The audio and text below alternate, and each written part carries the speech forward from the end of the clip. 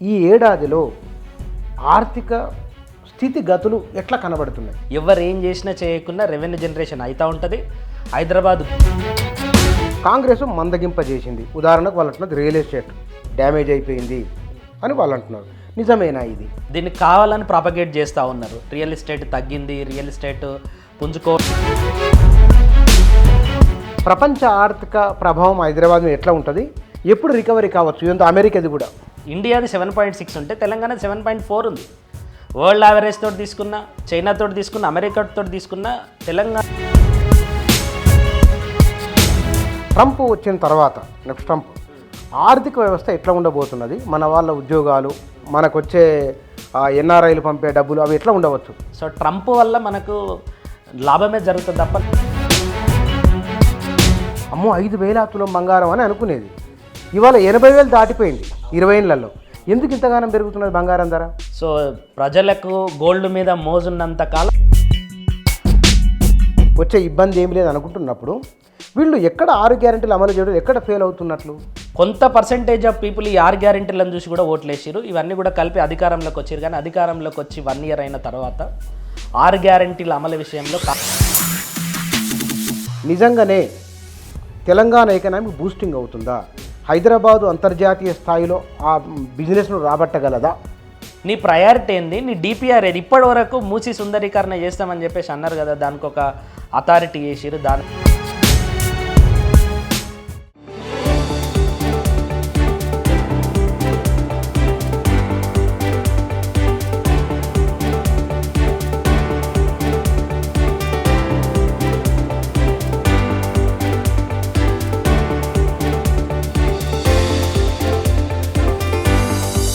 నమస్తే. మన రాష్ట్రంలో కాంగ్రెస్ పార్టీ అధికారంలోకి వచ్చి ఏడాది అయింది. ఈ ఏడాదిలో సాగునీటి రంగం పైన, ఆర్థిక రంగం పైన, విద్యుత్ రంగం పైన ఇట్లా రంగాల వారీగా తీసుకున్నప్పుడు గడిచిన 10 సంవత్సరాలకు ఈ ఏడాది ఆ 10 ఏళ్లను కొనసాగిస్తున్నదా, దానికి భిన్నంగా ఉన్నదా? 10 ఏళ్లలో ఒకవేళ ఫలానా సెక్టార్లో నష్టం జరిగిందన్నప్పుడు ఆ నష్టాన్ని వీళ్ళు భర్తీ చేస్తుంది, ఈ ఏడాది భర్తీ అవుతున్నట్లు కనిపిస్తున్నదా? లేదా 10 ఏళ్ల కింద బాగున్నాయి కొన్ని, ఈ ఏడాదిలో ఇవి నష్టం జరుగుతున్నది, ఈ నడబడి బాగలేదు అనిపించే సెక్టార్లు ఏమన్నా ఉన్నాయా? మొత్తంగా తెలంగాణ రాష్ట్రంలో ఆర్థిక రంగం, దాని అనుబంధంగా ఉన్న రంగాల పరిస్థితి ఎట్లా ఉందో తెలుసుకుందాం. మన దగ్గర ఆర్థిక రంగ నిపుణుడు ప్రభాకర్ గారు ఉన్నారు, వారితో మాట్లాడదాం. ప్రభాకర్ గారు నమస్కారం. నమస్తే. తెలంగాణ గడిచిన 10 ఏళ్ళు ఇప్పుడు పోల్చుకున్నప్పుడు ఈ ఏడాదిలో ఆర్థిక స్థితిగతులు ఎట్లా కనబడుతున్నాయి? అంటే లాస్ట్ ఫినాన్షియల్ ఇయర్ మొత్తాన్ని కనుక గమనిస్తే ఇంకొక మనకు ఈ జనవరి అయిపోతే పూర్తి స్థాయి లెక్కలు వస్తాయి. బట్ ఇప్పుడున్నటువంటి పరిస్థితులను కనుక అంచనా వేస్తే తెలంగాణకు as per as the Telangana geographical area కనుక మనం చేసుకుంటే ఎవ్వరు ఏం చేసినా చేయకున్నా తెలంగాణ హైదరాబాదు అనేటటువంటి దానికి ఒక ప్రత్యేకమైనటువంటి స్పెషాలిటీ ఉన్నది. ఏంటి అని అంటే రెవెన్యూ జనరేషన్ అయితేనే ఉంటుంది. ఇది బంగారు కోడిపెట్టలాగా ఎవరు ఏం చేసినా చేయకుండా రెవెన్యూ జనరేషన్ అవుతూ ఉంటుంది. హైదరాబాద్ గ్రో అవుతుంటుంది. ఎకానమీ కూడా ప్రోగ్రెస్ అవుతూ ఉంటుంది. ప్రతి 2 ఏళ్ళకు ఒకసారి ఎకానమీ ఎట్లయితే కామన్గా డబుల్ అవుతుందో తెలంగాణలో ఇంకొంచెం ఎక్కువ అవుతుంది. అది అయితే కొనసాగుతుంది. బట్ గవర్నమెంట్ యొక్క ఇంటర్వెన్షన్ వలన ఏం జరిగింది, ఏం జరగలేదు, ఎంతవరకు వచ్చింది అనేటటువంటి అంశంలో మాత్రం ఇప్పటికైతే ఎట్లాంటి స్పష్టత లేదు. న్యాచురల్గా గ్రో అయ్యేటటువంటి గ్రోత్ మాత్రం కొనసాగుతూనే ఉంది. కానీ బీఆర్ఎస్ వాళ్ళు అంటున్న మాట ఏమిటంటే తాము తీసుకొచ్చిన అభివృద్ధి వేగాన్ని కాంగ్రెస్ మందగింపజేసింది. ఉదాహరణకు వాళ్ళు అంటున్నది రియల్ ఎస్టేట్ డ్యామేజ్ అయిపోయింది అని వాళ్ళు అంటున్నారు. నిజమేనా ఇది? అంటే రియల్ ఎస్టేట్ డ్యామేజ్ అయ్యింది అని చెప్పడానికి కొన్ని ప్రతిపాదనలు ఉంటాయి, కొన్ని బేసిస్ ఉంటాయి. ఇప్పుడు రిజిస్ట్రేషన్ ఆదాయం ఎంత పెరిగింది, ఎంత తగ్గింది, దాంతోపాటుగా మిగతా స్టేట్స్ తోటి పోల్చుకుంటే తెలంగాణ యొక్క గ్రోత్ ఎట్లుంది, ఇవన్నీ కూడా పోల్చుకున్నప్పుడు పెద్దగా తగ్గినట్టు ఏం లేదు.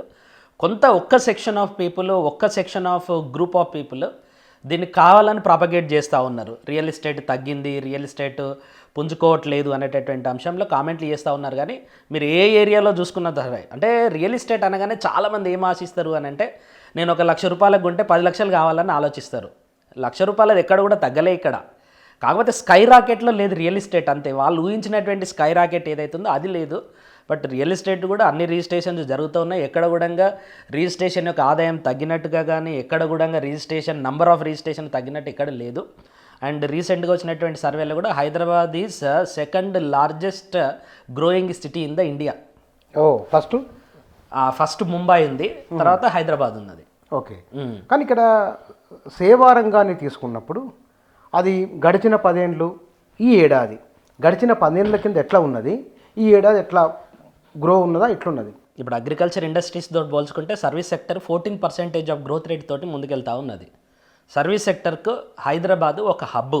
ఎందుకు హబ్బు అంటే ఇటు బెంగళూరు కంజెస్టెడ్ అయిపోయింది మొత్తం, చెన్నై అక్కడ కూడా వెదర్ కండిషన్స్ ఇప్పుడు ఇండియాలో ఎక్కడ లేనటువంటి వెదర్ కండిషన్స్ హైదరాబాద్లో ఉంటాయి. సో చెన్నై కూడా కంజెస్టెడ్ అయిపోయింది, వాళ్ళకు ఒక లెగసీ ఉంది కానీ దాన్ని ఆపరేషనలైజ్ చేయలేకపోయారు. పుణే, బాంబే వీటన్నిటితో పోల్చుకుంటే హైయెస్ట్ గ్రోత్ కారిడార్స్ ఉన్నటువంటి ఏరియా ఏంటి అంటే హైదరాబాదు. కాబట్టి లార్జెస్ట్ ఐటీ కంపెనీస్ కానీ, లార్జెస్ట్ సర్వీస్ ఓరియంటెడ్ కంపెనీస్ కానీ, తర్వాత ఇప్పుడు గిగ్ ఎకానమీ కానీ, ఎమర్జింగ్ టెక్నాలజీస్ కానీ ఇవన్నీ కూడా హైదరాబాద్కే వస్తున్నాయి. గవర్నమెంట్ అనేది ఒక ఫెసిలిటేటర్ మాత్రమే ఇక్కడ. బట్ లార్జెస్ట్ కంపెనీస్ అన్నీ కూడా హైదరాబాద్ రావాలని కోరుకుంటున్నాయి. అక్కడ టీఆర్ఎస్ ఉన్న కాంగ్రెస్ ఉన్న కంపెనీస్ హైదరాబాద్కి రావాల్సిందే. సౌత్ ఇండియాలో వేరే ప్లేస్ అంటూ వాళ్ళకి లేదు ఇప్పుడు. కాబట్టి సర్వీస్ సెక్టర్ ఇప్పుడు 14% ఆఫ్ గ్రోత్ రేట్ తోటి పోతా ఉన్నది. ఐటీ ఎక్స్పోర్ట్స్ కూడా చాలా అద్భుతంగా ఉన్నాయి. ఇక్కడ ఎక్కడ కూడా తగ్గినటువంటి ప్రస్తావన అయితే ఏమి లేదు. ఒకవేళ నువ్వు తగ్గింది అని చెప్పాలంటే కూడా గవర్నమెంటే రిపోర్ట్ ఇవ్వాలి దానికి. వీళ్ళు చెప్తున్నవన్నీ కూడా గాలి మాటలు. అంతేనా? అంతే. అంటే పొలిటికల్ స్టేట్మెంట్స్ అని ఇవన్నీ అంతే కదా. ఇప్పుడు సర్వీస్ సెక్టర్ గ్రో అయిందా లేదా అనేది ఎవరు చెప్పాలి?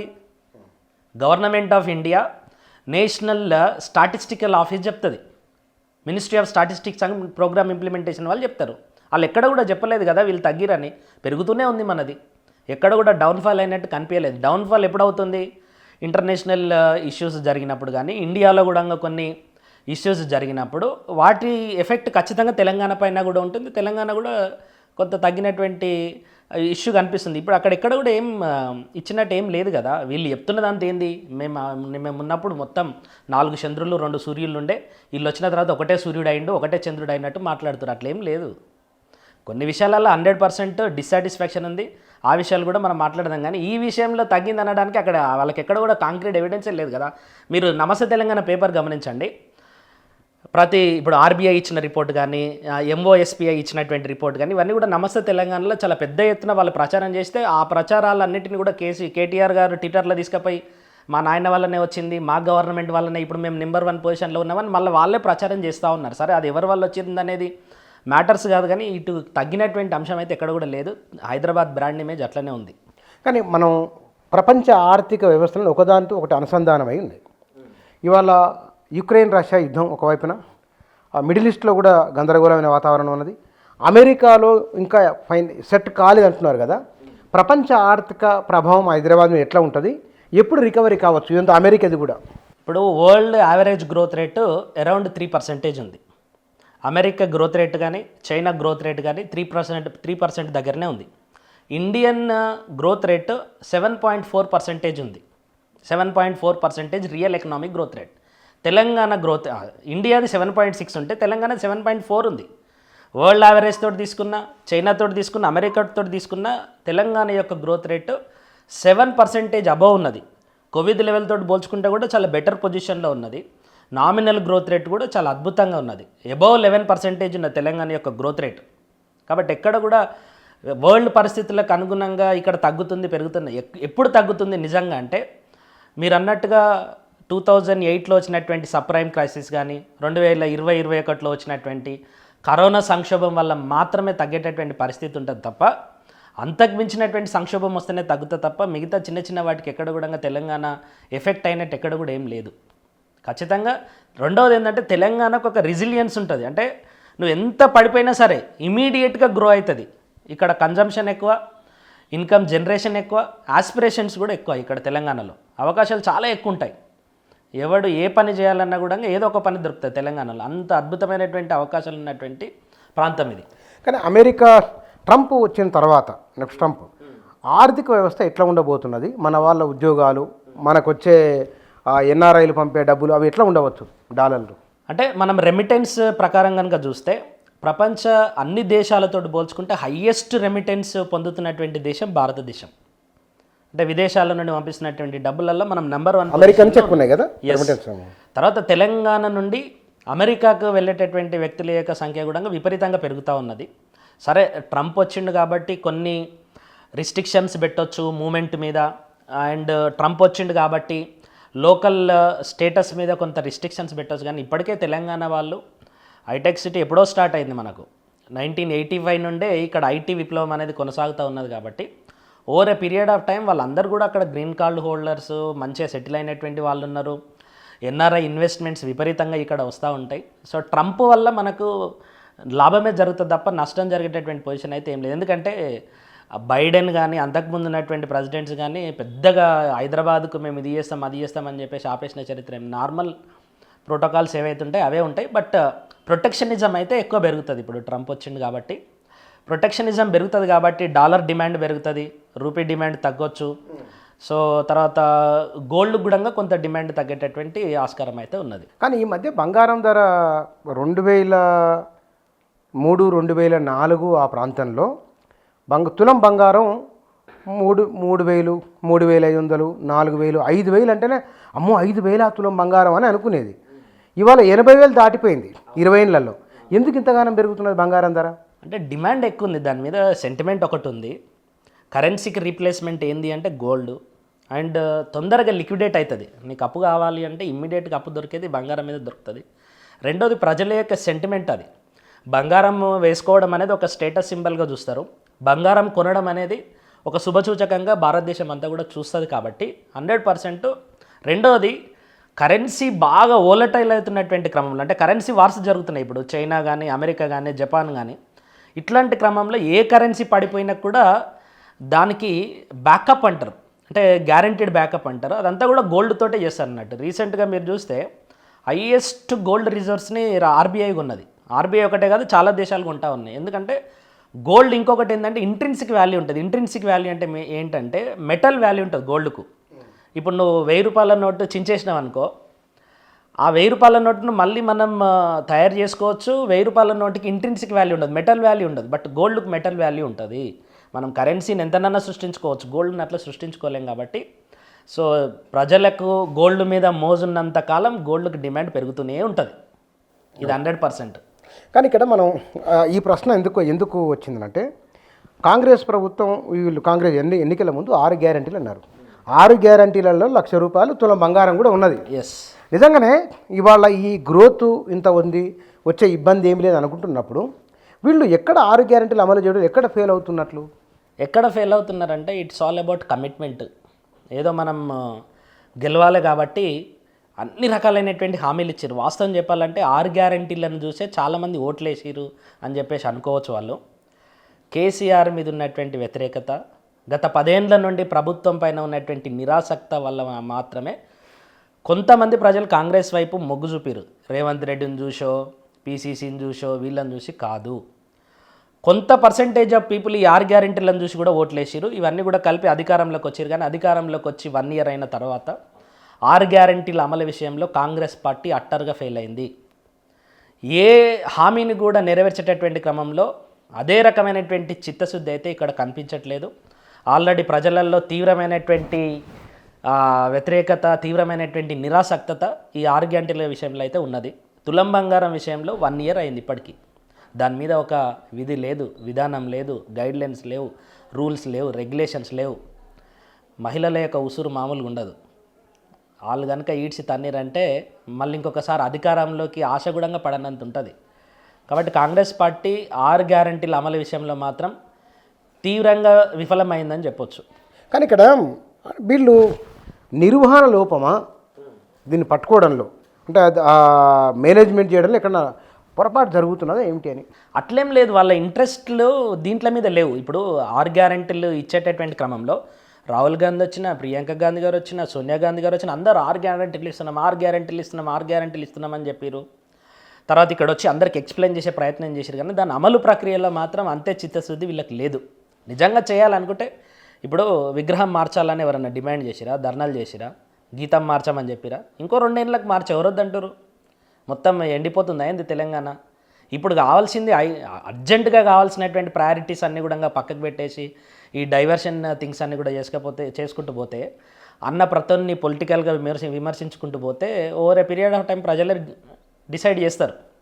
నేను స్టాల్ వాడిని అనుకునేటువంటి కేసీఆర్ గారినే అధికారంలో నుండి దించేసిరు. నువ్వెంత, నిన్ను కూడా దించేస్తారు ప్రజలు. ఖచ్చితంగా ఇది ఒక డైవర్షన్ అంతే. ఈ చిత్తశుద్ధి లేకపోవడము ఎందుకు అందరు ఇప్పుడు మీరు మీ మినిస్ట్రీలలో చూడండి, ఆవు రావు రావు రావు రమ్మని చెప్పేసి ఏమేమో డిసిషన్లు తీసుకుంటారు. ఎవరికి ఉపయోగం ఆ డిసిషన్లన్నీ? నువ్వు ఇచ్చిన హామీలేంది, ఈ హామీల మీద నువ్వు ఎంతవరకు ప్రోగ్రెస్ అయినావు అనేటటువంటి విషయం. నువ్వు ప్రోగ్రెస్ కార్డు ఇవ్వు. రైతు భరోసా అన్నారు. రైతు భరోసా గురించి విధి విధానాలు రూపొందించడానికి 1 year అవుతుందా? ఇప్పటికి కూడా ఎవరికి రైతు భరోసా ఇస్తారు అనే దానికి sub committee, pro sub committee, ఈ మొత్తం కమిటీల మీదనే నడుస్తుంది. కమిటీల కాలయాపనతో కాలయాపన. తులం బంగారం ఇస్తున్నారు, ఇచ్చిరా?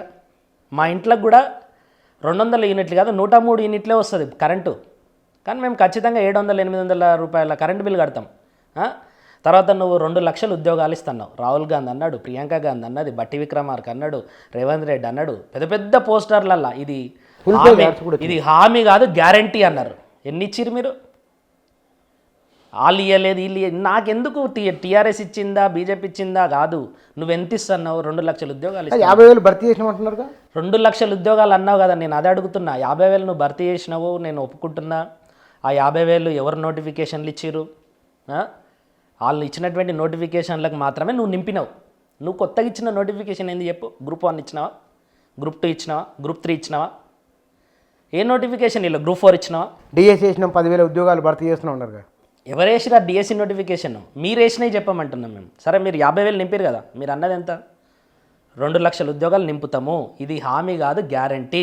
నా దగ్గర అన్ని పేపర్ క్లిప్స్ ఉన్నాయి, Day 1 నుండి ఈరోజు దాకా. ఏవి మీ 2 లక్షల ఉద్యోగాలు? అశోక్ నగర్కి వచ్చి 2 లక్షల ఉద్యోగాలు నింపుతామేమని రాహుల్ గాంధీ గారు చెప్పారు. సరూర్ నగర్ సభలో ప్రియాంక గాంధీ గారు చెప్పారు. వరుసగా ప్రతిరోజు కూడా పేపర్లో హామీలు ఇచ్చారు. మీరు ఏ ఇంటర్వ్యూ చేసినా ఎట్లా నింపుతారనంటే మేము నింపుతాం చూడండి మీరు అని అన్నారు. ఏది 2 లక్షల ఉద్యోగాలు? 1 year అయిన తర్వాత 50,000 నింపినామని చెప్పేసి ఇదే పాట పాడారు. దృశ్యం సినిమాలు ఉంటుంది చూడు, మేము ఆ రోజు సాయిబాబా కీర్తనలకు వెళ్ళినామని ఒకటి క్రియేట్ చేస్తారు కదా, అట్లా క్రియేట్ చేస్తారు వీళ్ళు. విద్యార్థులు అంతా ఈజీగా ఏం లేరు. December 15 కాంగ్రెస్ దృశ్యం సినిమాను చూపిస్తున్నదా? 100%. December 15 Group 2 అయిపోయి విద్యార్థులు కూడా ఏందో చూపిస్తారు. అంత సివియర్గా ఉందా? 100% రమ్మను. మొన్న అందరూ Group 1 పరీక్ష అప్పుడు పిల్లలందరూ అశోక్ నగర్ రమ్మన్నారు కదా, ఎవరు కూడా రాలేకపోయారు కదా. 15 తర్వాత చూడండి, ఇప్పుడు అంతా ఎగ్జామ్ ఉంది కాబట్టి పిల్లలు కూడా సరే ఈ ఒక్క అవకాశమైనా వాడుకుందామని అనుకుంటారు. వాళ్ళందరూ ఎక్కడ పోవాలి? దాదాపుగా 30 లక్షల మంది ఉన్నారు నిరుద్యోగులు. ఎక్కడ పోవాలి వాళ్ళు? నీ పాలసీ ఏది? అంటే ఎందువల్ల, అంటే అవకాశం లేదా, లేదా ఫైనాన్స్గా పరిస్థితి అనుకూలించదని వాళ్ళు డిలే చేస్తున్నట్టు ఏందన్నట్లేదు? క్లెయిమ్ లేదు. అనుకూలించదు అని అంటే ఎవడు చెప్పమన్నాడు నిన్ను 2 లక్షల ఉద్యోగాలని? మీకు చదువు రాదా? గవర్నమెంట్ బడ్జెట్లు చదువుకోలేదా మీరు? FRBM స్టేట్మెంట్లు చదువుకోలేదా? ఎట్లా ఇచ్చిర్రు హామీ? అప్పుడు కూడా చాలామంది అడిగిరు కదా, మీరు ఎట్లా నెరవేరుస్తారు మరి ఇన్ని హామీలు ఇస్తారు అని అంటే మాకు అన్నీ తెలుసు, మాకు ఆర్థిక పరిస్థితి తెలుసు, అన్నీ చదివినాం మేము, చట్టబద్ధంగా ఇది చేయడానికి మేము చట్టం చేస్తాం దీనికోసం అని అన్నారు. ఏది చట్టం? మీకు అన్నీ తెలుసు కదా. మీరు 120 ఏళ్ళ చరిత్ర కలిగినటువంటి పార్టీ. ఇప్పుడు ఏమైపోయింది సమాజంలో అంటే కాంగ్రెస్కి వ్యతిరేకంగా మాట్లాడితే టీఆర్ఎస్ వాడు, టీఆర్ఎస్కి వ్యతిరేకంగా మాట్లాడితే కాంగ్రెస్ వాడు. నిజంగా కూడా ఒక సామాన్యుడు ఏ ప్రశ్నలు అడగొద్దా కాంగ్రెస్ వాళ్ళని టీఆర్ఎస్ వాళ్ళని? అడుగుతాం కదా బరాబరు. నువ్వు ఇస్తున్నావు కదా గది చెప్పు. ఆ బీఆర్ఎస్ అట్లా చేసింది, వాళ్ళు ఇయ్యలేదు, లీక్ చేసి ఆడు లీక్ చేసిండు, వాడు దొంగ చేసిండు కాబట్టి, దొంగతనం చేసిండు కాబట్టి నువ్వు కొంచెం మంచిగా చేస్తావని నీకు అధికారం ఇచ్చారు. బస్సు యాత్ర చేసిరు నిరుద్యోగులు, కొన్ని 100 మందికి ప్రచారం చేసిరు. ఏది నువ్వు ఎవరికి రెస్పాన్సిబుల్ ఉన్నావు? కానీ ఈ ప్రభుత్వం వచ్చిన తర్వాత తీసుకున్న 2 ప్రధానమైన నిర్ణయాలు, ఒకటి హైడ్రా, 2 మూసి పునరుజ్జీవం, సుందరీకరణ. ప్రపంచంలో ఉన్న చాలా నగరాలు నదీ తీరాల వెంట ఉన్నాయి. వాటిని సుందరీకరణ చేసిన తర్వాత ఎకనామీ పెరిగింది, అసలు ఒక దేశ ఎకనామిక్ గ్రోత్ ఇంజన్ అయింది అనే ఒక చర్చ కూడా చేసిన ఒక సందర్భంలో సౌత్ కొరియా చెప్పారు వాళ్ళు. మూసి సుందరీకరణ 50,000 కోట్లు, 1,00,000 లెక్కలు పెరుగుతున్నాయి. అవి నిజంగానే తెలంగాణ ఎకనామిక్ బూస్టింగ్ అవుతుందా? హైదరాబాదు అంతర్జాతీయ స్థాయిలో ఆ బిజినెస్ను రాబట్టగలదా? గవర్నమెంట్ ఎక్కడన్నా DPR ఇచ్చిందా? ఇయ్యలే. పోనీ ఈ ఎకానమీ ఎట్లా పెరుగుతుందని చెప్పిందా? చెప్పలే. ఇదంతా గూడుపుటాన్ని. ఎవడు అడిగిండు నిన్ను? సరే మూసీ సుందరీకరణ చేసుకో, మూసీలో మంచినీళ్ళు పారి గోదావరి నీళ్ళు తీసుకొచ్చి పొయ్యి, ఎవడొద్దంటుండు? ఈ సెన్సేషనలిజం ఎందుకు? ఇప్పుడు హయ్యెస్ట్ రాష్ట్రానికి కావాల్సినటువంటి హయ్యెస్ట్ ప్రయారిటీ ఏంది? మూసీ సుందరీకరణ చేస్తే ఎవరు వద్దన్నారు? ట్యాంక్ బండును కొబ్బరి నీళ్ళు వారిస్తుంటే ఎవరు వద్దన్నారు?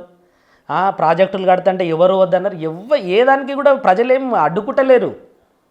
నీ ప్రయారిటీ ఏంది? నీ డిపిఆర్ ఏది? ఇప్పటి వరకు మూసీ సుందరీకరణ చేస్తామని చెప్పేసి అన్నారు కదా, దానికి ఒక అథారిటీ చేసిరు, దానకిషోర్ ఆధ్వర్యం అన్నీ చేసిరు కదా. Where is your DPR?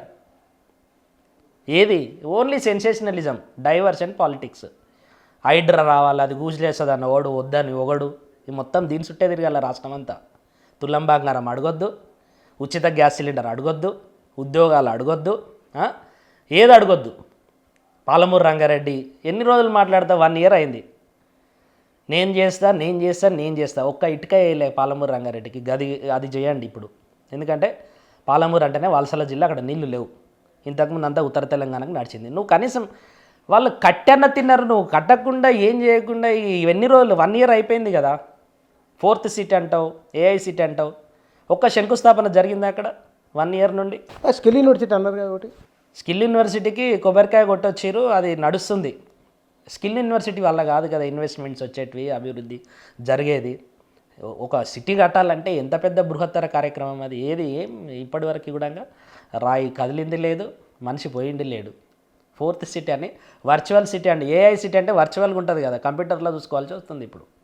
అంటే ఇది ఈ ఎకనామీకి బేగరికంచెలకు మీరు 4th సిటీ కానీ, లేదా ఫార్మా విలేజ్లు అన్నారు అదొకటి కానీ, లేకపోతే కనుక హైదరాబాదు రీజనల్ రింగ్ రోడ్ కానీ, మూసీ సుందరీకరణ, ఇవన్నీ తెలంగాణ ఎకనామీకి బూస్టింగ్ ఇచ్చే నిర్ణయాలు. 100% బూస్టింగ్ ఇస్తాయి, 100% మంచి నిర్ణయాలే. ఎన్ని రోజులు ఈ డబ్బా కొట్టుకున్నాడు అంటున్నా నేను. ఏది నీ నిర్ణయం తీసుకున్నావు ఓకే, ఏది నీ యాక్షన్ ఏది? అప్పట్లో కేసీఆర్ కూడా అన్నారు కదా, దీన్ని డల్లాజ్ చేస్తా, దీన్ని న్యూయార్క్ చేస్తా, దీన్ని కాన్స్టాంటినోపుల్ ఏదో చెప్పిండు. ఏమైంది? ఇది కూడా అట్లే ఉంది కదా. ఇప్పుడు ఇది చేయొద్దని ఎవరు అనట్లేదు, నువ్వు ఏం చేసినావు? ఆ యాక్షన్ ఏది నీది? ఇలా వద్దు వద్దు వద్దు వద్దు అంటున్నా కూడా ఓ విగ్రహం పెడతా అంటున్నావు, వద్దు వద్దు వద్దు వద్దు అంటున్నా కూడా కేసీఆర్ ఓ బిల్డింగ్ కట్టిండు. అదో కన్స్ట్రక్షన్, ఇదో కన్స్ట్రక్షన్. ప్రజలు చూస్తారు కళ్ళతోటి. ఇవేం చూడాలి ఈడ? మరి మూసీకి నువ్వేం చేసినావు? ఏఐసిటీకి ఏం చేసినావు? ఏం నడుస్తుంది 1 year నుండి? ఓ ఇండస్ట్రియల్ పాలసీ లేదు నీకు. 1 year అయింది.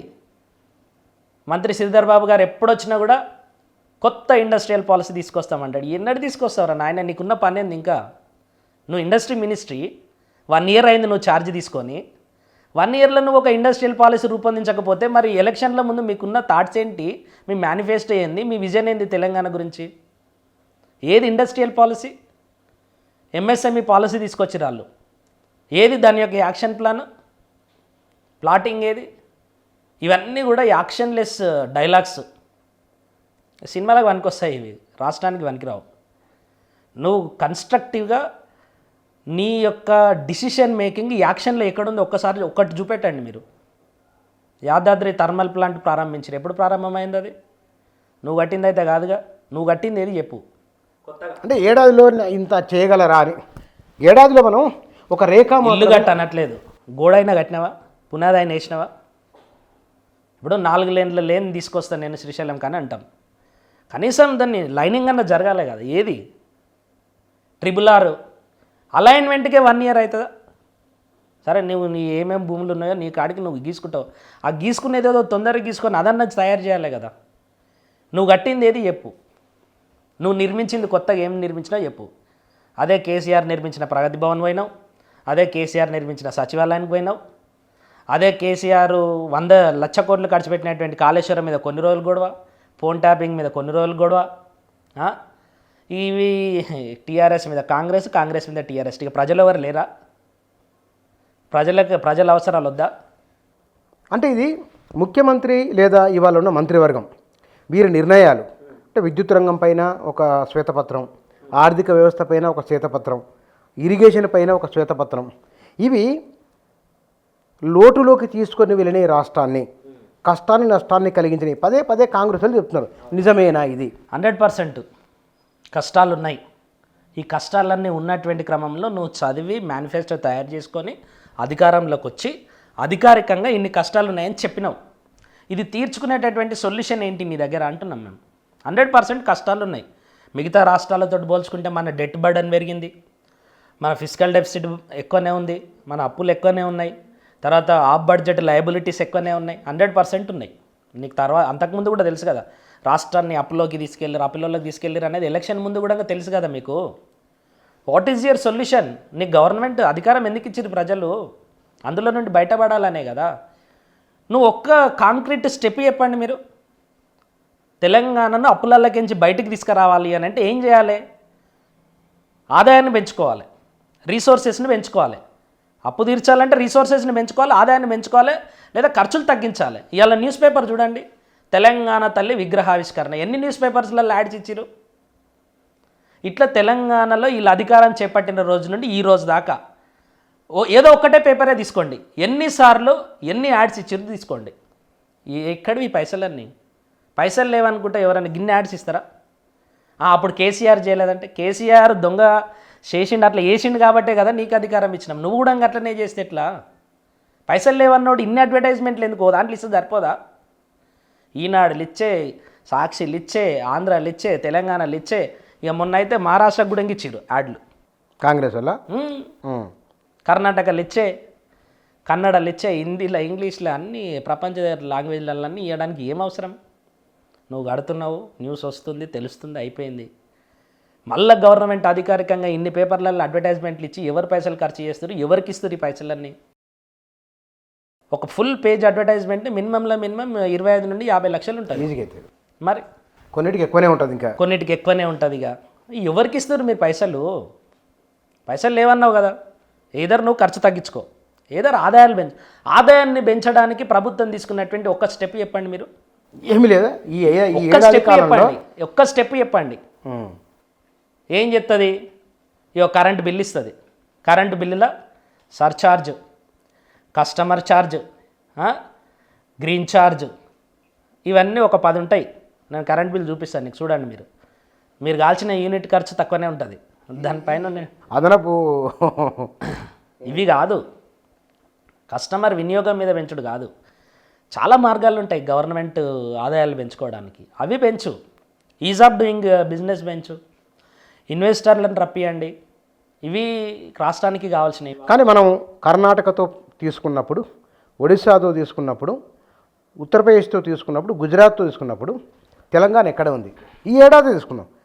మిగతా 10 ఏళ్ళ చెప్పండి, ఈ ఏడాది చెప్పండి. ముందు 10 ఏళ్ళ చెప్పండి, ఎట్లా ఉన్నది అని అంటే నేను ఇంతకుముందు స్టార్టింగ్లోనే చెప్పిన, తెలంగాణకు సహజ సిద్ధంగా భౌగోళికంగా కొన్ని అడ్వాంటేజెస్ ఉన్నాయి. ఇక్కడ టీఆర్ఎస్ ఉన్నా, కేసీఆర్ ఉన్నా, కమ్యూనిస్టులు ఉన్నా, బీజేపీలు ఉన్నా, బీఎస్పీ ఉన్నా, న్యాచురల్ గ్రో అనేది జరుగుతుంటుంది. గది మాత్రమే జరుగుతుంది, దానికి మించి ఇంకేం జరగట్లేదు. అలా తాము తీసుకున్న నిర్ణయాల కారణంగా హైదరాబాద్లో ఫ్లైఓవర్స్ రావడం, ఒక ఇండస్ట్రియల్ పాలసీని తీసుకోవడం, రెడ్ టేపిజాన్ని తగ్గించడం, ఇవన్నీ చేసిన కారణంగా పెద్ద పెద్ద కంపెనీలు 10 ఏళ్ల కాలంలో వచ్చినాయి, వేలాది మందికి ఉద్యోగాలు వచ్చినాయి అని బీఆర్ఎస్లో పదే 100%. మీరు కూడా తీసుకొని మీరు కూడా ఇంకేమైనా చేస్తే ఇంకొన్ని కంపెనీలు వస్తాయి, ఇంకా కొన్ని ఇన్వెస్ట్మెంట్స్ వస్తాయి. ఇప్పుడు వీళ్ళు ఒక్క ఫ్లైఓవర్ అయితే కట్టలేగా, ఇంకా ఏది కట్టలేదు, కొన్ని మొదలు అయితే పెట్టలేగా, శంకుస్థాపన కూడా వేయలే కదా. మరి మీరు మీకు మీ పాలసీ ఏది హైదరాబాద్ మీద? What is your vision? హైదరాబాద్ని ఎట్లా డెవలప్? ఎంతసేపు మూసి ఒకటే ఉందా? 1000 స్లమ్ములు ఉన్నాయి హైదరాబాద్లో, వాటిని ఎట్లా బాగుపరుస్తావో చెప్పు. ఎంతసేపు మూసి చుట్టూ వాంది గుల్లగొట్టుడు, వీంది గుల్లగొట్టుడు. పెద్దోళ్ళని గుల్లగొడితే ప్రజలందరూ హర్షిస్తారు 100%. గుల్లగొట్టు, ఎన్ని గుల్లగొడతావో గుల్లగొట్టు, ఫామ్ హౌస్లు గుల్లగొట్టును, బహిరంగ సభలనే చెప్తున్నావు కదా, నీది ఈడుంది నాడు ముఖ్యమంత్రి అధికారికంగా చెప్తున్నాడు. అవి గుల్లగొట్టు, ప్రజలు హర్షిస్తారు. కానీ ఎంతసేపు ఈ మూసి చుట్టూ తిరిగినంతకాలం ప్రజలు వ్యతిరేకిస్తూనే ఉంటారు. ఓ మంచి పాలసీని మీరు ఆహ్వానించారంటే అందరూ ఆహ్వానిస్తారు. నీ అప్రోచ్ చాలా ఇంపార్టెంట్. నీ అప్రోచ్ బాగుంటే 100% ప్రజలందరూ హర్షిస్తారు. నీ ఇంటెన్షన్ ఇంపార్టెంట్. ఎప్పుడైనా కూడా ప్రజలు ఇంటెన్షన్ను చూస్తారు, ప్రజలు అన్నీ గమనిస్తారు. ఎక్కడ ఊర్లో ప్రతి ఒక్క ఓటర్కు నువ్వు రెస్పాన్సిబులే. అన్ని రకాలైనటువంటి వ్యవస్థలు నిన్ను గమనిస్తూనే ఉంటారు. 100% అది. కానీ మనం 2 లక్షల రుణమాఫీ చేయడం వలన గ్రామీణ ఆర్థిక వ్యవస్థకు కొంత బూస్టింగ్ వచ్చింది. మహిళలకు ఉచిత బస్సు ప్రయాణం కల్పించడం వల్ల మొబిలిటీ పెరిగింది. 100%. పెరగడం వలన అది ప్రత్యక్షంగా పరోక్షంగా ఎకనామీని బూస్టప్ చేసిందని కాంగ్రెస్లు చెప్తున్నమాట. 100%. మహిళలకు ఉచిత రవాణా సదుపాయం అనేది మొబిలిటీ పెరిగింది, ఆర్థిక వ్యవస్థను కొంచెం పరుగులు పెట్టిస్తుంది, మహిళల యొక్క కొనుగోలు శక్తి కూడా పెరుగుతుంది, వినియోగం పెరుగుతుంది. ఇవన్నీ ఒప్పుకుంటాం, మంచిగానే చేసిరు. రుణమాఫీ కూడా ఇంకా చాలామందికి కాలేదు. ప్రజలు కోరుకుంటున్నది రుణమాఫీ కాదు, ఇప్పుడు రైతు భరోసా ఎప్పుడు ఇస్తామని అడుగుతున్నారు. What is your answer? మంత్రుల బృందంతో కమిటీ చేసిరు, 1 year అయింది టైంపాస్ చేయబట్టి. ఇప్పుడు ఆ పైసలు వేసి లోకల్ ఎలక్షన్స్కి పోతారేమో. ఇక పథకాల అమలు అని అంటే ఎన్నికల స్టంట్గా మారింది. 1 year నుండి నష్టపోయినట్టే కదా రైతులు. కర్ణాటక అక్కడ కాంగ్రెస్ ఉంది. ఆ ప్రభుత్వం తీసుకున్న నిర్ణయాలు ఎట్లా ఉన్నాయి, తెలంగాణ ప్రభుత్వం తీసుకున్న నిర్ణయాలు ఎట్లా ఉన్నాయి, పోల్చి చూసుకున్నప్పుడు ఎట్లా కనపడుతుంది? అంటే కర్ణాటక ప్రభుత్వం కూడా ఆల్మోస్ట్ ఎక్కువ రోజులు ఏం కాలేదు. దాదాపు ఏడాది వాళ్ళది కూడా ఈ 6 గ్యారెంటీల అమలీలలో మొత్తం వెనకబడి 5 గ్యారెంటీలు, ఇలా 6 గ్యారెంటీలు, వీళ్ళు కూడా వెనకబడే ఉన్నారు. పెద్దగా కాంక్రీట్గా ఒక పెద్ద నిర్ణయాత్మకమైనటువంటి నిర్ణయాలు అయితే ఏం తీసుకోలేదు. బేసిక్ క్వశ్చన్ ఏంటి అంటే, రాహుల్ గాంధీ గారు వచ్చి, సోనియా గాంధీ గారు వచ్చి ఆ తుక్కుగూడల సభలో ఈ 6 గ్యారెంటీలను ఆవిష్కరించారు కాబట్టి ప్రజలందరూ నమ్మిరు. వాళ్ళు ఇప్పుడు రెస్పాన్సిబిలిటీ తీసుకొని రావాలి, చెప్పాలి. ఆ రెస్పాన్సిబిలిటీ లేదు అనేది అందరికీ వస్తున్నటువంటి అనుమానాలు. పెద్ద తేడా అయితే ఏం లేదు కర్ణాటకకి ఇక్కడ. కానీ చాలామంది పోల్చి చెప్తున్నమాట, అప్పుడు కేసీఆర్ పరిపాలన, ఇప్పుడు రేవంత్ రెడ్డి పరిపాలన.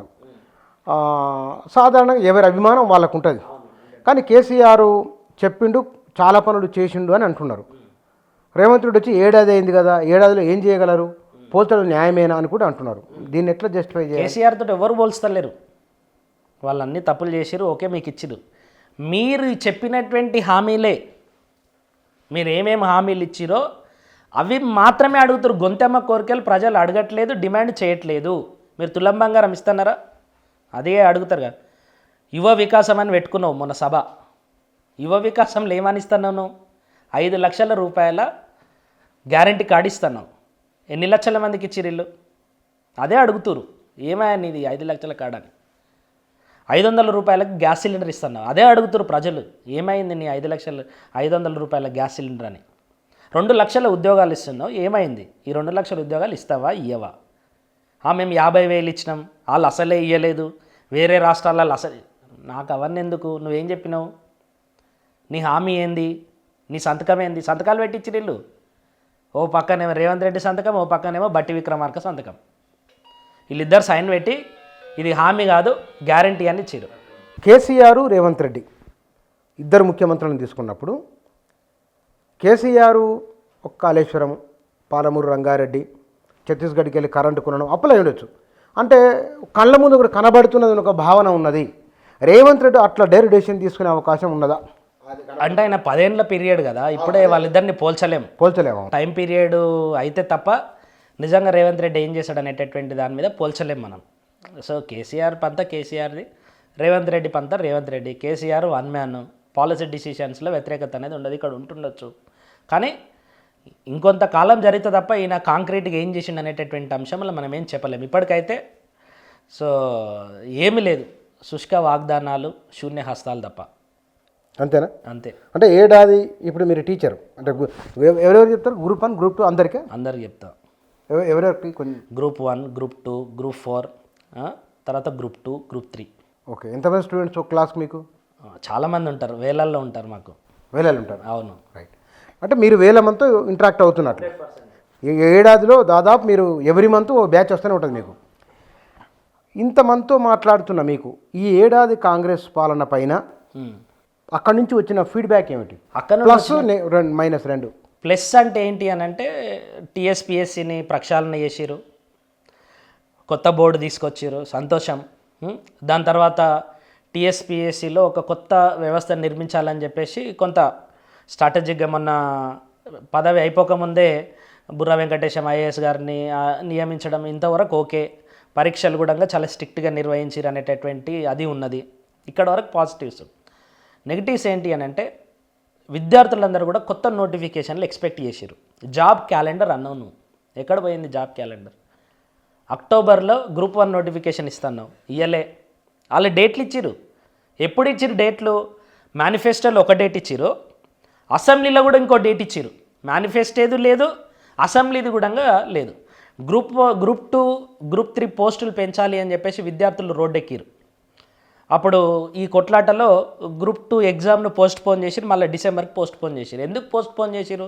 గ్రూప్ 2 పోస్టులు పెంచాలని. గ్రూప్ 1 పోస్టులు పెంచాలి అన్నారు, 60 పోస్టులు పెంచేసి దాన్ని తూతు మంత్రంగా అయిపోయింది. సరే, ఇప్పుడు కొత్త నోటిఫికేషన్ ఎప్పుడు ఇస్తారు? తర్వాత గ్రూప్ 4లో బ్యాక్లాగ్స్ అవుతున్నాయి, గురుకులంలో బ్యాక్లాగ్స్ అవుతున్నాయి, రిలింక్విష్మెంట్ పెట్టమన్నారు. ఇవి ఏవి ఒప్పుకోలే గవర్నమెంట్. మాకు లీగల్ రీపర్కిషన్స్ ఉన్నాయి, అవి ఇవన్నీ అన్నారు. సరే, నువ్వు కొత్త నోటిఫికేషన్ లేవి, పోస్టులు లేవి. ఇప్పుడు నెక్స్ట్ ఇయర్కి జాబ్ క్యాలెండర్లో ఎన్ని పోస్టులు ఇస్తున్నాం అనేటటువంటి అంశంలో ఎక్కడ కూడా స్పష్టత లేదు. పోయిన 10 సంవత్సరాలలో అప్పులు అన్నారు కదా, వీళ్ళు ఇప్పుడు ఏడాది పాలన చూస్తే తెలంగాణ రాష్ట్రం అప్పుల పాలు కాకుండా ఒక నిర్మాణాత్మకంగా ముందుకు వెళుతున్నారా? ఈ ఏడాది కాలంలో వీళ్ళు చేసిన అప్పు ఎంత? ఈ అప్పులకు వడ్డీ ఎంత అవుతుంది? ఈ ఇయర్ కూడా గవర్నమెంట్ ఆఫ్ తెలంగాణ ఆల్మోస్ట్ 49,000 కోట్ల రూపాయలు నేను అప్పు తీసుకుంటా అని చెప్పేసి బడ్జెట్లో ప్రతిపాదించారు. ఈ ఇయర్ కూడా మనం ఈ ఇయర్ మొత్తం 22,000 కోట్ల రూపాయలు వడ్డీ కడుతున్నాం. ఈ ఇయర్లో కూడా ప్రతి నెల మనం ఇంతకుముందు ఇయర్లో ఎన్ని తీసుకున్నాం అప్పులు, వాటికి అసలు వడ్డీ కట్టుకోవడానికి మళ్ళీ వేజ్ అండ్ మీన్స్ అకౌంట్లోనే మనం మళ్ళీ అప్పు తీసుకుంటున్నాం. సో ఎక్కడ కూడా ఎట్లాంటి చేంజెస్ అయితే ఇక్కడ లేవు. నేను ఇంతకుముందు చెప్పిన ఈ దుబారా ఖర్చు తగ్గించుకోవాలి అని చెప్పేసి ఒకటి అనుకున్నాం. ఆ దుబారా ఖర్చు తగ్గించినట్టు కూడా ఎక్కడ లేదు. అవే ప్రచారాలు, అవే ఆర్భాటాలు, అవే అడ్వర్టైజ్మెంట్లు, అవైతే కంటిన్యూస్గా కొనసాగుతూనే ఉన్నాయి. సో దుబారా ఖర్చును తగ్గించేటటువంటి చర్యలు అయితే ఏం లేవు. కన్స్ట్రక్టివ్గా ఇన్కమ్ని పెంచేటటువంటి చర్యలు కూడా ఏం లేవు. ఇవన్నీ కూడా ఎందుకు మాట్లాడుతున్నామంటే కాంగ్రెస్ గవర్నమెంట్ అంటే కోపమో ద్వేషమో ఇది కాదు. కాంగ్రెస్ గవర్నమెంట్ మీద ఒక ఆశతోటి, ఒక గొప్ప సంకల్పంతో కాంగ్రెస్ గవర్నమెంట్ రావాలి, మార్పు రావాలి అని చెప్పేసి చాలామంది ప్రజలు కోరుకొని మీ మీద ఆశలు పెట్టుకురు. ఒకరి మీద కోపంతో నీ దగ్గరికి వచ్చినప్పుడు నువ్వు కూడా మోసమే చేసినావు అనుకో, వాడు చాలా బాధపడతాడు. సో అక్కడ కొంత అసంతృప్తి ఉన్నది, నీ దగ్గరకు వచ్చిరు. నువ్వు కూడా అదే మోసం చేయకూడదు, ఇప్పటికైనా మేల్కో, 1 ఇయర్ అయ్యింది. విమర్శ చేసిన ప్రతోని మీద విమర్శ చేస్తూ పోతే కొన్ని వందల మంది కనుమరుగైపోయారు. ఇలా సిరియా అధ్యక్షుడు అసద్ వాళ్ళ నాయనతోటి కలిపితే 50 ఏళ్ళు ఏకఛత్రాధిపత్యాన్ని కొనసాగించిండు. ఇలా పారిపోయిండు, ఎటు పారిపోయిండో కూడా తెలియదు. నువ్వు పెద్ద మ్యాటర్ కాదు. కాబట్టి విమర్శ చేసిన ప్రతి ఒక్కరి మీద తిరగబడడం కాదు. ప్రజలందరూ తిరగబడితే నువ్వెక్కడ ఉంటావు. కానీ ఈరోజు నీ మీద ఏం విమర్శ వస్తుంది, దాన్ని ఎట్లా కన్స్ట్రక్ట్ చేసుకోవాలని చెప్పేసి అట్లీస్ట్ 2వ సంవత్సరం నుండి అయినా మొదలు పెడతారని చెప్పేసి ఇంత కరాఖండిగా మాట్లాడడం తప్ప నీ మీద ఏదో కోపం ద్వేషం ఇదేం కాదు. ఎవరిని తిండి ఆడ తింటాడు, ఎవరిని బతకాడ బతుకుతాడు. నువ్వు బాగుపరిచేది ఏముండదు ఇక్కడ. ఓవరాల్గా నువ్వు ఇచ్చినటువంటి హామీలు నెరవేర్చాలి అనేటటువంటి ఒక ఆశయం కానీ ఆ సంకల్పం కానీ ఉంది. కాబట్టి మళ్ళీ అందరూ చెప్తున్నారు. కానీ మీరు దాని ప్రకారం చూస్తే కనుక గడిచిన 10 ఏళ్లలో కేసీఆర్ ఒక భరోసాని ఇవ్వగలిగిండు అప్పులైనప్పటికీ. ఈ ప్రభుత్వం ఇస్తుందా అన్న దాంట్లో అనుమానం ఉంది అనే భావన మీ మాటలో వ్యక్తం అవుతుంది. అట్లేం లేదు. కేసీఆర్ చేసేటటువంటి అంటే కేసీఆర్ ఇచ్చినటువంటి హామీలు అది 10 ఏళ్ల కాలం వాస్తవం చెప్పాలంటే 10 ఏళ్ల కాలం నచ్చలేదు. కాబట్టి ఓవరాల్గా అంతిమంగా రిజల్ట్ ఏంది అంటే ప్రజల అభిప్రాయంతో కాదు, ఒక భవిష్యత్తుకు భరోసాను ఇవ్వగలగాలి, ఆర్థిక వ్యవస్థను, హైదరాబాద్ బ్రాండ్ ఇమేజ్ని పెంచగలగాలి, లేదా సస్టైన్ చేయగలగాలి. అది కేసీఆర్ చేసిండు అని ఒకవేళ మీ మాటలను బట్టి ఈయన చేయలేకపోతున్నాడా అని అనుమానం వస్తుంది. ఒక సస్టైనబుల్ గవర్నమెంట్ అంటే ప్రభుత్వ సుస్థిరత అంటారు కదా. ఈ 10 ఏళ్లలో ప్రభుత్వ సుస్థిరత ఉన్నది. ఒక ఇన్వెస్టర్ రావాలంటే ఎవరిని కలవాలి, ఎవరిని కలిస్తే పని అవుతుంది, నేను ఎక్కడ ఇన్వెస్ట్మెంట్స్ పెట్టాలి, నాకు ల్యాండ్ ఎవరు ఇస్తారు, ఇవన్నీ కూడా ఒక ఇన్వెస్టర్ ఆలోచిస్తాడు. ఆ రకంగా 10 ఏళ్ళు ఒక్కడే ఉన్నాడు కాబట్టి కొంత క్విక్ డిసిషన్స్ నడిచినాయి. బట్ ఇప్పుడేమైంది అని అంటే ఒక సస్టైనబిలిటీ రావాలి. ఇక్కడ కూడా ఒక ఇన్వెస్టర్కి నమ్మకాన్ని కలిగించాలి, ఒక విద్యార్థికి నమ్మకాన్ని కలిగించాలి. సో ఎట్లాంటి గందరగోళానికి దారి తీయకుండా గవర్నమెంట్ యొక్క పాలసీస్ ఉండాలి. రివర్స్ ఇంజనీరింగ్ నడవద్దు. ఒక పాలసీ గవర్నమెంట్ తీసుకుందంటే అది గవర్నమెంట్ తీసుకున్నటువంటి పాలసీగా మనం భావించాలి. సో ఆ పాలసీ మేకింగ్ అనేది కావాలి. పాలసీ మేకింగ్ లేదనే మన బాధ. ఇండస్ట్రియల్ పాలసీ లేదు ఇంతవరకు. కొత్త ఇండస్ట్రియల్ పాలసీ ఇస్తా అని చెప్పారు. ఏది 1 ఇయర్ అయింది. ఇన్వెస్టర్ ఎక్కడ ఇన్వెస్ట్ చేయాలి? నువ్వు ఇలా 4th సిటీ అంటున్నావు. ఎవరైనా కూడా ఇన్వెస్ట్మెంట్ పెట్టాలంటే ఏం ఆలోచిస్తారు? నెక్స్ట్ 5 ఏళ్లలో నాకు ఎంత లాభం వస్తుంది, నేను ఎంత ప్రోగ్రెస్ అయితే నా కంపెనీ అని అనుకుంటుంది. మరి ఏదో ఒక దగ్గర పెట్టాలంటే నీ నిర్ణయాలలో స్థిరత్వం ఉండాలి. అక్కడ వాళ్ళకి అడ్వాంటేజ్ ఉండే ఈ పర్టికులర్ అంశాలల్లో. కేసీఆర్ గవర్నమెంట్లో 10 ఏళ్ళు వాళ్ళే ఉన్నారు కాబట్టి మీకు ఆశ్చర్యం కలుగుతుంది. 328 రోజులు వేజ్ అండ్ మీన్స్ అకౌంట్స్లో భాగంగా వాళ్ళు ఓడి తెచ్చుకురు. ఓవర్ డ్రాఫ్ట్ అంటారు. రిజర్వ్ బ్యాంక్ ఆఫ్ ఇండియా నుండి అప్పు తెచ్చుకురు. నార్మల్గా అప్పు తెచ్చుకుంటే నీకు 5% 6% వడ్డీ అయితే, ఈ ఓడీలో తెచ్చుకుంటే 7 నుండి 8% వడ్డీ వేస్తారు. అట్లా ఒక సంవత్సరంలో 328 రోజులు అప్పులు తెచ్చుకున్నాం మనం. రోజు పైసలు లేవంటే అప్పు తీసుకురా, ఎంతనన్నా కానీ అది వడ్డీ. ఈ భారం అంతా కూడా ఇప్పుడు ఈ ప్రజలు భరించాల్సిందే. కానీ ఇక్కడ ఈ గవర్నమెంట్ కూడా ఒక గొప్ప అవకాశం ఇచ్చారు ప్రజలు మీకు. ఈ అవకాశాన్ని మీరు అద్భుతంగా ఉపయోగించుకోవాలి. మిస్యూజ్ చేస్తున్నారు, మిస్గైడ్ చేస్తున్నారు. ఇది ఉండకూడదు అనేది నాలంటోళ్ళ యొక్క అభిప్రాయం.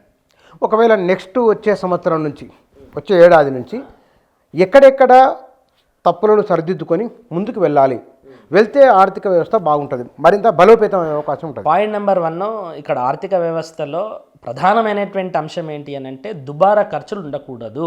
నువ్వు హెలికాప్టర్ల పోకు, అడ్వర్టైజ్మెంట్లు ఇయ్యకు, ప్రచార ఆర్భాటాలు తగ్గి, ఈ మీటింగ్లు తగ్గి, కంప్లీట్గా ఈ పైసలన్నీ కూడా ప్రజల మీద ఖర్చు పెట్టు. తులం బంగారం ఇవ్వాలంటే అడ్వర్టైజ్మెంట్లు తగ్గిస్తే తులం బంగారం ఇవ్వచ్చు.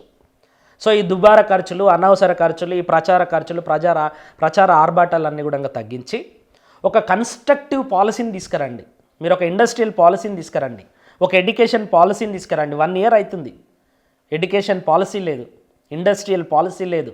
విద్యా కమిషన్ వేసిండు, ఏం చెప్తారు వాళ్ళు?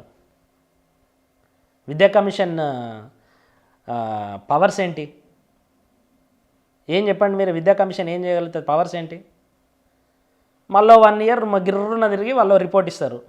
ఆ రిపోర్ట్ అట్లుంటుంది. ఎన్ని రిపోర్ట్లు చూడలేదు మనము. కన్స్ట్రక్టివ్గా వాళ్ళ కాడున్న పవర్ ఏంటి? ఫినాన్షియల్ పవర్ ఏంటి వాళ్ళ కాడున్నది? ఏం లేదు కదా. ప్రజలు కోరుకున్న సరే నువ్వు స్టడీ చేయి, వాళ్ళు అంతకుముందు కూడా చేసి మళ్ళీ కూడా చేస్తారు. మళ్ళీ ఇంకొక ఏడాది ఈ కమిషన్ అయిపోతే ఇంకొక కమిషన్ కూడా వచ్చి వాళ్ళకు కూడా పవర్స్ ఏం లేవు, వాళ్ళకి ఫండ్స్ లేవు కదా. ఏముంటుంది వాళ్ళకు? కార్ ఖర్చులు, డీజిల్ ఖర్చులు, ఆఫీస్ ఖర్చులు ఇస్తే అయిపోయాయి. అది 2 ఏళ్ళు అయిపోతుంది. ఇప్పుడు ఫుడ్ పాయిజన్ జరుగుతుంది గురుకులంలో. టీఆర్ఎస్ గవర్నమెంట్ 50 గురుకులాలను పెట్టినామని చెప్పేసి గొప్పలు చెప్పుకోరు. 50 డిగ్రీ కాలేజ్, ఒక్క డిగ్రీ కాలేజీకి సొంత భవనం కట్టిరా? ఇలా బాత్రూములు లేకుండా బిల్డింగ్ ఎవరు సెలెక్ట్ చేసిరు? ప్రహరీ గోడ లేకుండా అమ్మాయిల హాస్టల్ ఎవరు సెలెక్ట్ చేసిరు? మీరు సెలెక్ట్ చేసినాయి కదా. కాంట్రాక్టర్లు అంతా ఎవరు సెలెక్ట్ చేసిరు? మీరు సెలెక్ట్ చేసినాయి కదా. కానీ కాంగ్రెస్ గవర్నమెంట్ ఇప్పుడు కనీసం ఒక్క బిల్డింగ్ అయినా కట్టడానికి ముందుకొచ్చిందా? వాళ్ళు అంతే, వీళ్ళు అంతే. 1 year తర్వాత 1 year లోపల కనీసం మేము ఈ డిగ్రీ కాలేజ్ కడతాం, ఈ ఇంటర్ కాలేజ్ కడతాం, ఈడొక స్కూల్ కడతాం, అద్దె భవనాలు తొలగిస్తామని ఒక స్టేట్మెంట్ ఇవ్వమని ప్రజలు ఏం లేదు. వాళ్ళు ఫుడ్ పాయిజన్ అయిందని వాళ్ళు అంటారు, కాలేదని వీళ్ళు అంటారు. ఇదే నడుస్తుంది స్టోరీ అంతా. కన్స్ట్రక్టివ్ మెకానిజం ఏది కూడా రావట్లేదు. విద్యార్థులకు లాభం చేకూర్చేటటువంటి నిర్ణయాలు ఏవి కూడా రావట్లేదు అనేది బాధ. ఒకవేళ ఇది రాబోయే 4 ఏళ్ళు ట్రాక్లో పడవచ్చు అని ఏమన్నా అంచనా వేసుకోవచ్చు? 100%. ఇప్పుడు ఇవన్నీ కూడా తగ్గించి రియల్ ఆస్పెక్ట్స్ మీద దృష్టి పెట్టాలి గవర్నమెంట్ అనేది ప్రజలందరూ కోరుకుంటున్నది. ఇప్పుడు చాలామంది మీరు ఇవాళ అసెంబ్లీ నడుస్తుంది, తెలంగాణ విగ్రహం మీద చర్చ నడుస్తుంది అసెంబ్లీలో. కింద కామెంట్లు చూడండి, మీరు అన్ని టీవీలు ఓపెన్ చేసి కామెంట్లు చూడండి. మాకు ఈ దాని మీద కాదు చర్చ, ఉద్యోగాల మీద చర్చ పెట్టండి అంటున్నారు, 6 గ్యారెంటీల మీద చర్చ పెట్టండి అని అంటున్నారు. మీ కాన్సన్ట్రేషన్ ఇటు మళ్ళీ ఇవ్వండి. ఇప్పుడు మేము అర్జెంటుగా పోయి ఇప్పుడు విగ్రహం పెట్టకపోతే మన రాష్ట్రానికి అయితే ఏం పెట్టండి, 100% పెట్టండి. అది పెద్ద వ్యవస్థలకు ఎందుకు సృష్టిస్తున్నారు మీరు? అది కూడా ఒక పాలసీ డిసిషన్ మేకింగ్లోకి వెళ్ళనియండి. మిగతాయి ఇంపార్టెంట్ కదా, వాటి మీద దృష్టి పెడితే ఖచ్చితంగా కాంగ్రెస్ గవర్నమెంట్ కూడా చాలా అద్భుతాలు సృష్టించవచ్చు. ఇక్కడైనా ఈ క్షణం నుండి అయినా సరే ఈ అనవసర ఖర్చులు, దుబారా ఖర్చులు తగ్గించుకొని మీరు ఇచ్చినటువంటి హామీలను నెరవేర్చండి. మీరు ఇచ్చినటువంటి గ్యారంటీలకు మీరు రెస్పాన్సిబుల్ ఆన్సర్ ఇవ్వండి. ప్రజలకు చెప్పండి మీరు ఎప్పటిలాగా చేస్తారో. అవి ప్రజలందరూ కూడా ఎదురు చూస్తూ ఉన్నారు. ఇప్పుడు మళ్ళీ ఇప్పుడు ఈ 1 yearలో జరిగిందంతా కూడా ఆయన అట్లా చేసే ఈయన ఇట్లా చేసే ఆ గవర్నమెంట్ ఇట్లా చేసింది అవన్నీ మాకు కూడా తెలుసు. తెలిసి అర్థం చేసుకున్న తర్వాతనే నీకు అధికారం ఇచ్చారు ప్రజలు. ఇప్పుడు నువ్వేదన్నా చేయాలంటే చేయి కాంక్రీట్గా. కాళేశ్వరం మీద 1 year నుండి కాలయాపన నడుస్తుంది. ఏది దోషులేరి? పోనీ టీఎస్పీఎస్లో లీకేజ్ జరిగిందని చెప్పేసి నీకు కూడా నోటీస్ ఇచ్చారు కదా, నువ్వు అప్పుడు కొన్ని పేర్లు చెప్పినావు రేవంత్ రెడ్డి గారు ప్రతిపక్షంలో ఉన్నప్పుడు. ఒక్క ఫైల్ అన్న కదిలిందా ఇప్పటిదాకా?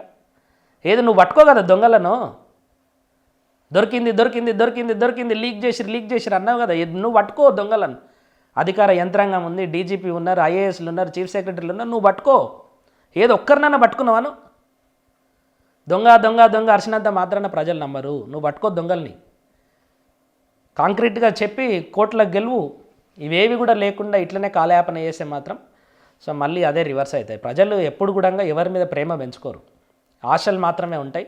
ఆశలు తుంచేసినప్పుడు ఆల్టర్నేటివ్ చూసుకుంటారు.